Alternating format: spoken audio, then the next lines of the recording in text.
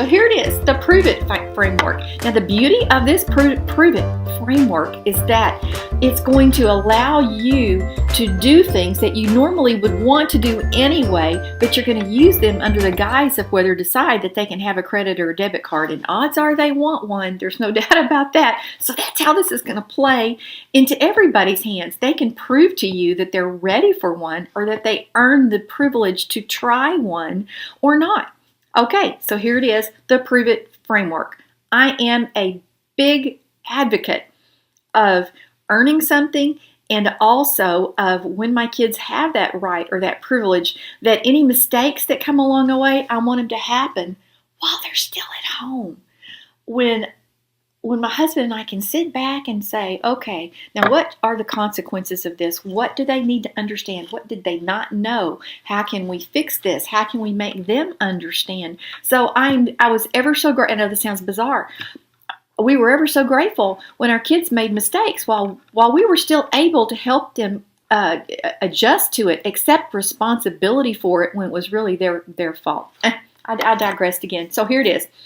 The number one thing in our Prove It framework is what we call the stair step. You start small. Can you hand them a $20 bill and tell them to give you back the change, to bring the receipt, and buy what it is they were supposed to?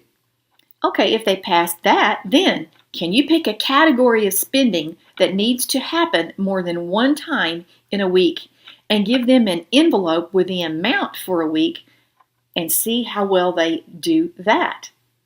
If they did that, can you expand it to a month? Don't think, I'm pretty sure they can. Try it. See what happens. I know so often we hear common sense things and think, oh, they could probably do that. But in reality, how are you going to know until you give it a try? Number two, what I call the money talk. Do they know how long you have to work to earn money for something? In other words, take a widget and say how much it costs and then how long or how many hours a day or how many days or weeks or months it might take for you to earn that. If they have a part-time job, can they tell you how long they would have to work to earn that money? Oh my gosh, there is nothing more sobering than to think about the answer to that one. And if they are earning money, they can understand it too. Ask them to convert it based on their salary. It'll take a long time. They'll be shocked at how many hours they have to spend to earn something. And I dare say that will also convince them not to buy as many things. Okay, here's a biggie within our number two money talk. Are they ready?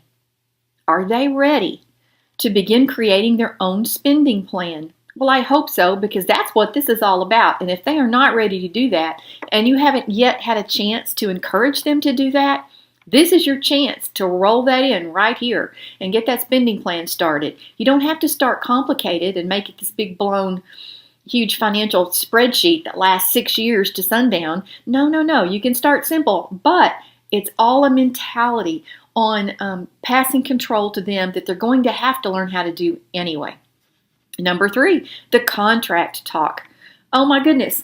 Do you remember the first time? Yeah, the very first time that you saw a contract for a debit or a credit card? Oh my goodness. It's as if someone handed you a Webster's dictionary and said, okay, you're responsible for it. All these words and all these referrals back and forth and articles and clauses and phrases that don't normally enter our normal conversation. Think about what our kids are. When they are involved in this, it's a contract. Okay, here's what big one. Do your kids understand that a debit or credit card is a contract? And don't forget, as we pointed out earlier, they cannot have a credit card until they're at least 18. Now, there are some dissenting things on how they can still end up with one. For instance, if you want them to be on your card and allow them to have the authorization to spend, and again, that's what we chose to do at our house. But until they're 18, they cannot have one on their own. And even then, you still have to prove whether you can own one based on whether you can handle it, the payments, that kind of thing. Anyway, there's lots of pros and cons on this point, and there are crucial bits of information that these contracts have that your child, your nearly flown, your beloved, your precious one that drives you crazy half the time needs to know. And here's the phrase that my dad used on me all the time, and it drove me nuts, and I don't want it to drive y'all nuts either, but we know it's true. When all else fails, read the directions. And there's no doubt about it, that contract is chock full of directions. Number 4, here's a parent bonus, because gosh, we're all in it right together. Okay, as we've said, these credit cards are a status symbol. What not and what to do with a credit card, and it's an opportunity to make the focus to earn one even broader. Is there something that you want to roll into this and say, in order to prove to me that you can have a credit card and understand a credit or a debit card, I don't see it in your grades, for instance. Grades, maybe that's, and you know what, and you can make a big case that grades are crucial to whether or not you're allowed to have a debit or credit card.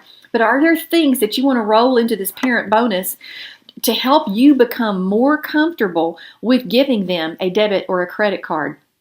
The sky's on the limit on where you take this one, but your child's overall approach to life is huge. What an opportunity to encourage them in this manner. Well, there it is. If you think that your child has passed all of the things that we've talked about and any of the other life indicators to let you know that you're comfortable or they're comfortable with a credit card or a debit card, then maybe it's the right decision at your house. It was for us, but understand there are many reasons why a debit or credit card might not be the best thing for your child. But the beauty of this is you have shown them by demonstration all the huge, critical, important responsibilities of having that credit or that debit card by the things that you walked through with them so that they could earn it.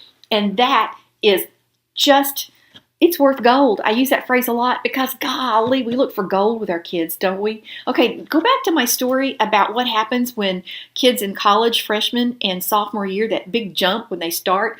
What happens? I'll tell you, one of the huge factors in that is they're away from you, 1 foot in, 1 foot out, or maybe they're already gone. I don't know how it is at your house.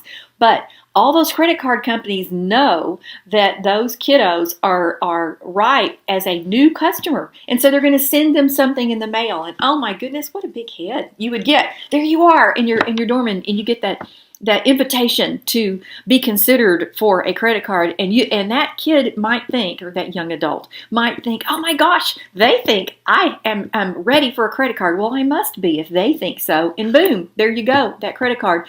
And I will tell you, you can go all over internet and YouTube and Google and find stories of kids in college that ended up with so much debt it crushed them. And we don't want that for our kids. That's why we want to, if that's something that you think they're going to entertain in the future, is something that you can help them see the global overall perspective. Kids these days need all our help in so many different ways, and we don't want to be helicopter parents, but we certainly don't want them to end up with a responsibility on and they have not had a chance to be trained for it yet. Well, that's it. Go out, as I always say, have a great day, have a great week. Look for the joy in those moments with your kids, and I know you can find them. I know there's stress. I know there's all these last-minute things that you have to do just to keep your life going. But with just a few adjustments here and there, we can take control of those last few minutes with our kids and give them as many skills as possible to survive and thrive in that great old big world out there before it just gobbles them up and gobbles us up as parents with no sleep for worrying about all these things. And as we say at Jelly Generation, you can have success in the middle of it all.